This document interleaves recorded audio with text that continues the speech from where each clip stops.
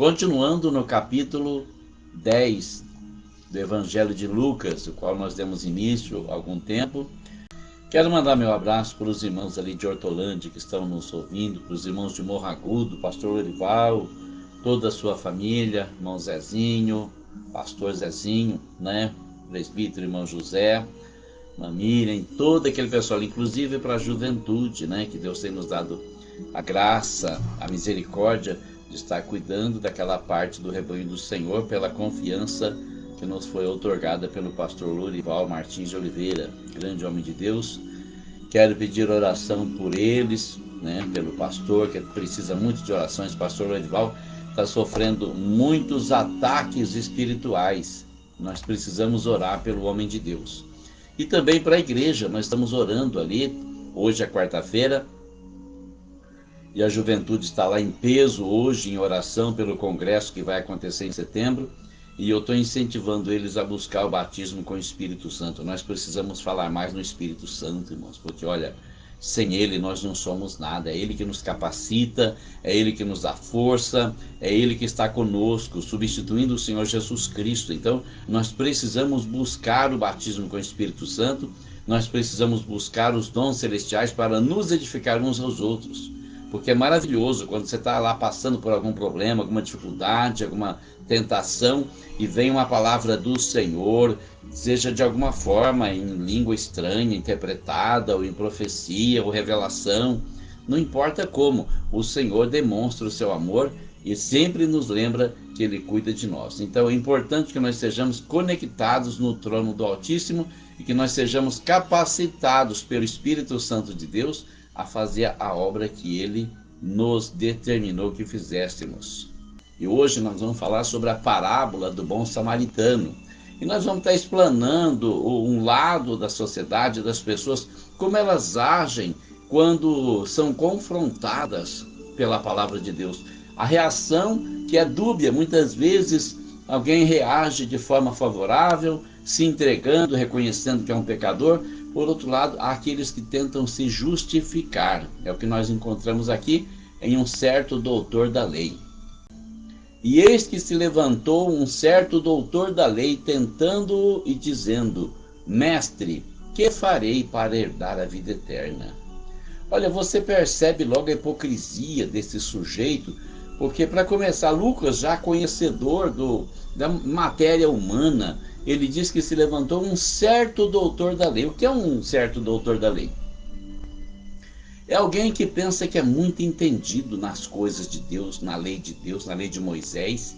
E essa pessoa que tem muito conhecimento da letra da lei, mas que certamente não aceita o ministério daquele pobre carpinteiro de Nazaré, que andava humildemente por todos os lados e arrebanhava multidões, quando eles muitas vezes mal conseguiam reunir 2 ou 3 pessoas ao seu redor na praça, enquanto faziam as suas orações hipócritas e fingidas para aparecer, se aproximam do Senhor para lhe dizer, para tentar o Senhor, para ver se o Senhor cai em alguma armadilha, em alguma palavra, e ele diz: Mestre, que farei para herdar a vida eterna? Olha, deveria ser respondido para ele assim: você não é o doutor da lei? Você não é um entendido? Você não é aquele que sabe? Não se julga a si mesmo doutor? A resposta que ele merecia era essa. Mas o bom mestre, sempre cheio de amor, de misericórdia, lhe responde: que está escrito na lei? Como lês? Ou seja, o Senhor já sabia que ele lia, o Senhor sabia que ele estudava a lei de Moisés. E aí ele pergunta: então, mas o que está escrito? Quer dizer, o Senhor sabe que você está sendo hipócrita, mas Ele vai te mostrar assim mesmo o caminho de Deus, o caminho da salvação. E a escolha sempre será sua, você pode optar em seguir ou não. E respondendo ele, disse: amarás ao Senhor teu Deus de todo o teu coração, e de toda a tua alma, de todas as tuas forças, e de todo o teu entendimento, e ao teu próximo como a ti mesmo. Olha aí, ele conhecia. Por que ele estava perguntando? Porque ele estava tentando o Senhor. Ele queria ridicularizar o Senhor. Ele queria humilhar o Senhor. E disse-lhe: respondeste bem. faze isso e viverás. Ou seja, o Senhor também conhece a palavra. Por quê? Apesar de não ter ido na escola, de não ter estudado, ele é o dono da palavra. Então ele olha para aquele doutor da lei e diz: respondeste bem, faça isso e você viverá. Você está certo, é isso aí, pronto, acabou, achou o caminho, acabou o mistério.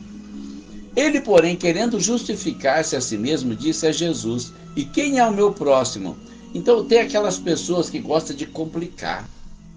É como diz aquela pergunta muito bem-humorada que diz, né? Para que simplificar se eu posso complicar? Eu vou complicar, eu vou atrapalhar a vida dele, eu vou me fazer de desentendido, de bobo. Quem é meu próximo? Você não sabe quem está próximo de você? Ou você está fazendo de besta, que muita gente se faz de besta, achando que vai enganar Deus, não é? Como esse doutor da lei achou que poderia se justificar, enganar o Senhor e ridicularizar ele e depois sair rindo dele, que é o que eles queriam fazer. E respondendo Jesus disse: descia um homem de Jerusalém para Jericó e caiu nas mãos dos salteadores, os quais o despojaram e espancando-o se retiraram, deixando-o meio morto. E ocasionalmente descia pelo mesmo caminho certo sacerdote, e vendo-o passou de largo. E de igual modo também um levita, chegando àquele lugar e vendo-o, passou de largo. Mas um samaritano que ia de viagem chegou ao pé dele e vendo-o, moveu-se de íntima compaixão. E aproximando-se, atou-lhe as feridas, aplicando-lhes azeite e vinho, e pondo-o sobre a sua cavalgadura, levou-o para uma estalagem e cuidou dele. E partindo ao outro dia, tirou 2 dinheiros e deu-os ao hospedeiro e disse-lhe: cuida dele, e tudo que demais gastares, eu te pagarei quando voltar. Qual, pois, desses 3 te parece que foi o próximo daquele que caiu nas mãos dos salteadores? E ele disse: o que usou de misericórdia para com ele. Disse, pois, Jesus: vai e faze da mesma maneira. Então, o que é que ele está dizendo? Que ele está mostrando numa parábola o que é o próximo, quem é o seu próximo, como ajudar o seu próximo. Ao contrário do pensamento de muita gente hoje, que pensa que o próximo é o irmão, é o pai, é a mãe, é o esposo, é a esposa, é o pastor da igreja, é o irmão da igreja. Jesus nunca disse que nós devíamos ajudar apenas os nossos irmãos. Nós devemos sim ser simpatizantes aos domésticos da fé. Primeiro, se está precisando de ajuda, vamos ajudar os nossos irmãos. Mas, se nós podemos ajudar mais pessoas, devemos ajudar essas pessoas, mesmo que a fé delas seja exatamente ao contrário da nossa. Não há restrição, não há limite aqui. E muitas pessoas ficam colocando limite como esse doutor da lei que iria pôr limite nas coisas de Deus. Então, quando Jesus disse, olha, estava descendo de Jerusalém para Jericó um homem, quer dizer, um homem judeu, e ele cai na mão dos bandidos que roubam ele, espancam ele e deixam ele meio morto. O homem fica ali semi-morto, moribundo, entre a vida e a morte, porque não tinha defesa para ele. E aí o que acontece? No mesmo caminho vai passando um sacerdote, um homem de Deus, aquele que oferece sacrifício no altar do Senhor. E quando vê a pessoa, fala: opa, não quero problema para mim. Dá a volta, desvia, faz de conta que eu não vi. Vi nada, hein? Tô vendo nada. Vai embora. Daí a pouco vem um levita, aquele que pega o instrumento e canta e toca. Louvado seja o meu Senhor, louvado seja o meu Senhor. Tem a oportunidade de louvar o Senhor com as suas obras, mas, opa, problema à vista, tchau. Não é para mim, deixa que outro cuida, não quero saber. Demonstrando a hipocrisia das pessoas que vivem pela religião, mas só pela religião. É pecado ser religioso? Não. Desde que você pratica na sua vida, no seu dia a dia, aquilo que você aprende na igreja, aquilo que você ensina na igreja, aquilo que você louva e adora na igreja, você pratica no seu dia a dia. Mas se você ouve coisas bonitas, fala coisas bonitas, mas no dia a dia você não pratica, você é só mais um hipócrita. Você é só mais uma pessoa que vive de aparência, é só mais uma pessoa que gosta de parecer que é bom, quando na verdade não é de nada. Esse é o grande problema das pessoas hoje. Fazem as coisas apenas para aparecer, fazem as coisas para ser visto. Quantas vezes eu vi pessoas que estavam trazendo oferta na igreja, na frente de todo mundo, só para as pessoas verem, olha, o fulano está ajudando com tanto, a fulana está ajudando com tanto. Irmão, você não tem que mostrar para os outros que você está fazendo, Deus está vendo. Se é para a obra de Deus, fica tranquilo que Ele está vendo, Ele vai te recompensar. E é melhor que as pessoas não saibam. Mas aí o que acontece? Aí aparece então um samaritano. Nós sabemos que os samaritanos eram um povo hostilizado pelos judeus. Eles não gostavam dos samaritanos, eles achavam que os samaritanos estavam invadindo o terreno deles, o espaço deles.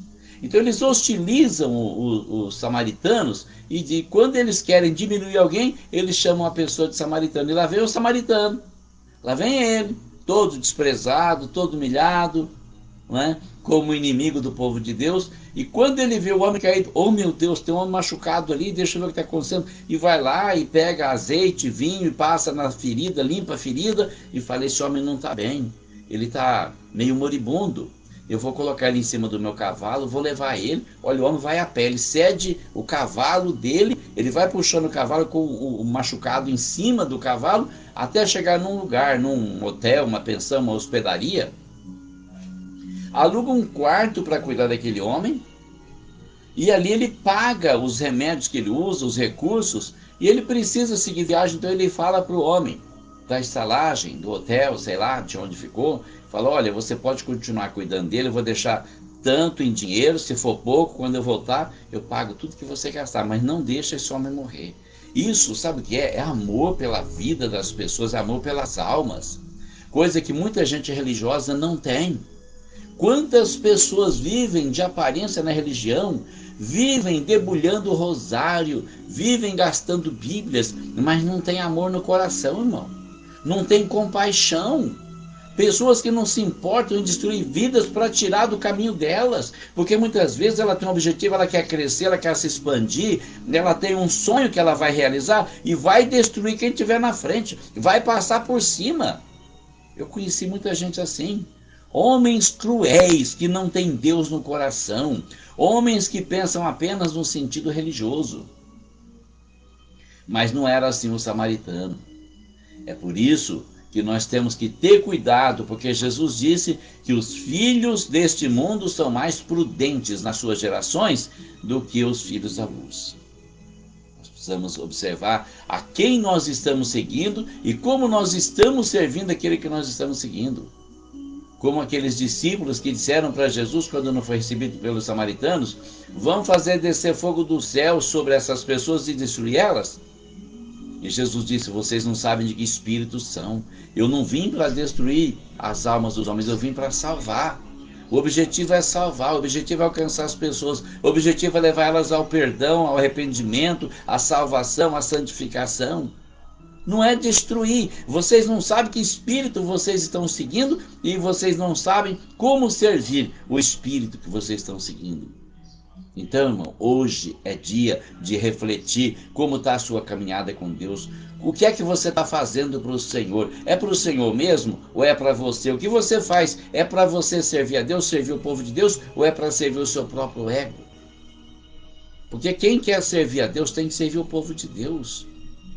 Olha, não importa o que aconteça, eu congregava numa igreja há pouco tempo atrás aqui e não tinha porteiro e o pastor disse, eu preciso da ajuda dos obreiros. Eu disse para ele, pastor, eu fui consagrado a presbítero, mas eu não deixei de ser diácono, pode contar comigo. É na porta, é na nave da igreja, onde eu precisar eu vou. Porque, irmão, é um privilégio servir a Deus. O Senhor Jesus serviu. Ele serviu os discípulos, ele serviu os apóstolos, ele serviu as pessoas que seguiam ele. É um privilégio ser imitador do mestre. E quem é que eu estou tentando agradar? A mim mesmo, as pessoas que estão ao meu redor, ou ao meu Senhor, o meu Salvador Jesus? Então essa parábola do bom samaritano mostra isso, que há pessoas que são hipócritas, que querem apenas aparecer, pessoas que não estão preocupadas em fazer a obra de Deus, estão preocupadas sim em mostrar que são homens de Deus, engravatados, cheios de terno, tanto que a igreja romana, as pessoas andam com aquela indumentária, uma batina em cima da outra, cores vibrantes, cores vivas, para mostrar que são alguma coisa. Nós não somos nada. Tudo que nós somos é pecadores e Jesus Cristo é o nosso Salvador. São muitos que já não aceitam mais serem confrontados pela palavra de Deus porque está confortável nos seus pecados. Para eles está bom. Eu lembro que quando nós começamos um trabalho aqui, tinha um pastor que ele não aceitava ser confrontado. E quando eu vi que as coisas não iam bem, procurei o pastor presidente. Ele nunca soube o que eu disse, mas quando ele soube que eu fui lá, ele levantou uma acusação, uma calúnia contra mim. Olha, Deus é fiel, Deus vai cobrar dele, porque ele não se arrependeu até hoje. Algum tempo atrás achei ele nas redes sociais, tentei entrar em contato com ele, mas ele foi seco, estúpido, não quis contato comigo. Quer dizer, ele deveria ter me procurado e me pedido perdão pela calúnia que ele lançou contra mim. Ainda que a calúnia não pegou, Deus não permitiu. Deus mostrou quem estava certo, quem estava errado, e ele foi excluído. Mas ele queria acabar com a minha vida, com a minha família. Apenas porque eu passei no caminho dele, atrapalhei os interesses dele. Olha, isso está sendo reservado para o dia do juízo. Se ele não se consertar, se ele não se arrepender, ele está enganando a si mesmo. Hoje eu sei que ele é pastor de uma igreja, ele está aí pregando por aí, todo internado, engravatado. É como os obreiros da igreja romana, infelizmente, eles vão seguir um caminho que não tem volta, não tem retorno, porque o único retorno que é possível é o do arrependimento, é do pedido do perdão, é de levar a sério as coisas que a pessoa está fazendo. Olha, eu estou levando isso aqui tudo muito a sério, eu sei qual é a minha responsabilidade, eu sei que eu vou ter que dar conta de Deus por tudo que eu estou fazendo, inclusive pelas almas que eu ganho, ou pelas almas que eu perco também com a minha conduta, com a minha atitude. Por isso eu tenho que saber exatamente como eu ando, o jeito que eu piso, nos lugares onde eu chego, qual é a minha entrada e qual é a minha saída, porque eu vou ter que dar conta de tudo isso um dia, e todos nós haveremos de dar conta um dia. Não é de qualquer forma, não é de qualquer jeito. Podemos enganar as pessoas, mas não podemos enganar Deus. Nós podemos enganar qualquer um, mas não podemos enganar Deus. O Senhor está atento para o que está acontecendo no nosso coração e na nossa vida, e não adianta chegar diante dele dizendo: bom mestre, meu Salvador, meu Jesus querido. Não adianta, ele sabe se o teu coração não está cheio de rapina e iniquidade. Esse é o grande problema de muitas pessoas hoje que são religiosas, mas não conhecem o caminho da cruz e não querem. É um cristianismo sem cruz, é uma vida sem renúncia, é uma alegria no pecado, na mentira, no engano. Não é de Deus, irmão. Não vai chegar no céu, não vai entrar no céu desse jeito. Precisamos nos arrepender e viver para Deus. E logo em seguida nós encontramos as irmãs Marta e Maria, as irmãs de Lázaro. E aconteceu que, indo eles de caminho, entrou numa aldeia, e certa mulher por nome Marta o recebeu em sua casa. Marta era irmã de Lázaro. E tinha esta uma irmã chamada Maria, a qual, assentando-se também aos pés de Jesus, ouvia a sua palavra. Marta, porém, andava distraída em muitos serviços, e aproximando-se disse: Senhor, não te importas que minha irmã me deixe servir só? Dize-lhe, pois, que me ajude. E respondendo Jesus, disse-lhe: Marta, Marta, estás ansiosa e afadigada com muitas coisas, mas uma só é necessária, e Maria escolheu a boa parte, a qual não lhe será tirada. Essa parábola aqui, esse texto, nos fala de escolhas que nós fazemos. Porque quando Jesus está caminhando, ele não está passeando, ele está levando a palavra de Deus, ele está pregando o evangelho, está ensinando a palavra de Deus. E ele entra nessa aldeia e a Marta o convida: vamos para minha casa, para o senhor comer alguma coisa, para descansar um pouco. Mas Jesus não descansa, irmão, Jesus não para, ele está falando a palavra de Deus. Ele entra na casa da mulher, ele se assenta e começa a pregar a palavra de Deus. E Maria, ela escuta e ela vem rapidamente sentar perto dele. Fica ali pertinho ouvindo a palavra dele. Sabe quando você sente o sabor da palavra de Deus? Que palavra gostosa, como mexe comigo. Que maravilha. Eu ainda me lembro de um tal de Gaguinho, um senhor. Ele já era bem de idade quando eu era jovem. Já deve ter morrido há muito tempo. Ele estava no asilo e ele desceu um dia na casa que nós fazíamos culto. E ele entrou ali e ficou lá ouvindo a palavra de Deus. E quando acabou, ele falou para a irmã Hilda: meu Deus, olha, eu fico todo arrepiado de ouvir essa palavra. Que gostoso é ouvir essa palavra.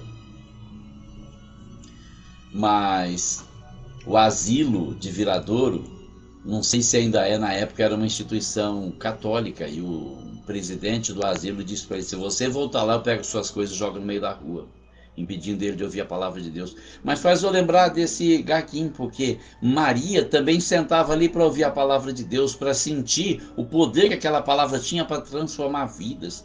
Maria tinha tido uma vida muito irregular, mas agora ela encontrava ali a oportunidade de mudar de vida. Ela percebia que a palavra daquele homem mexia com os seus sentimentos, confrontava ela com os seus pecados e mostrava para ela que ela precisava de arrependimento e que havia um caminho melhor para ela. E ela queria encontrar esse caminho, e ela queria andar por esse caminho.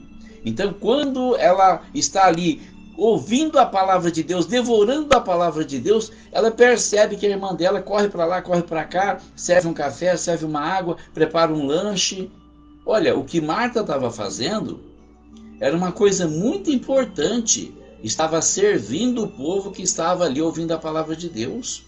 Marta era uma cooperadora no reino de Deus, na pregação da palavra de Deus. Mas Marta havia feito uma escolha diferente de Maria. Enquanto Marta estava servindo o povo, ela estava deixando de servir a si mesma, ouvindo a palavra de Deus.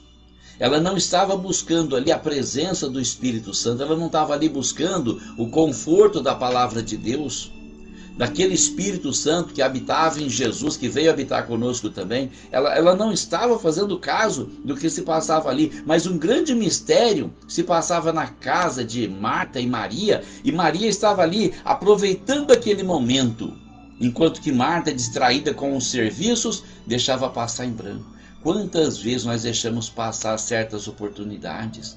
Irmão, não deixa passar a oportunidade, não. Se a palavra de Deus chegou até você, abraça ela, irmão. Pode ser única, pode ser que nunca mais aconteça. Algum tempo atrás encontrei um conhecido da minha juventude, quando todos nós éramos solteiros.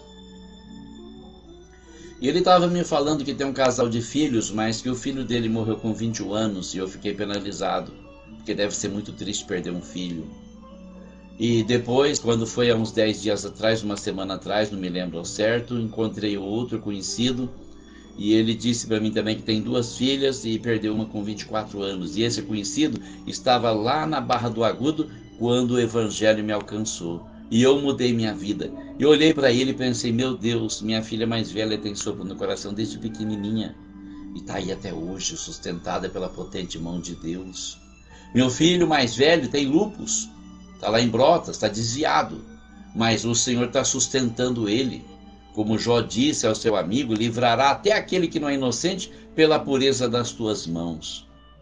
E o meu filho mais novo, George, que andou perdido por esse mundo aí por quase 20 anos, no tráfico de drogas, na prostituição, na bebida, no uso de drogas, nas brigas nas quais ele se envolveu, sofreu acidente de carro, de moto várias vezes, ameaçaram matar ele várias vezes, mas está até hoje aí. O Senhor preservou a vida dele.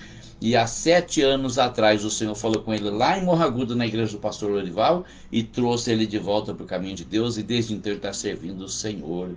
Hoje ele é casado, tem uma filha de 3 anos, que é nossa alegria. Eu fico pensando como que o Senhor foi misericordioso comigo. Eu não posso deixar de perceber que há uma diferença na vida daquele que serve a Deus, irmão. Diz assim: vereis outra vez a diferença entre o justo e o ímpio, entre aquele que serve a Deus e aquele que não o serve. Nós vemos a diferença. É muito triste perder um filho, mas eu tenho meus 4 filhos bem. Minha filha mais nova, graças a Deus, nunca me deu trabalho nenhum.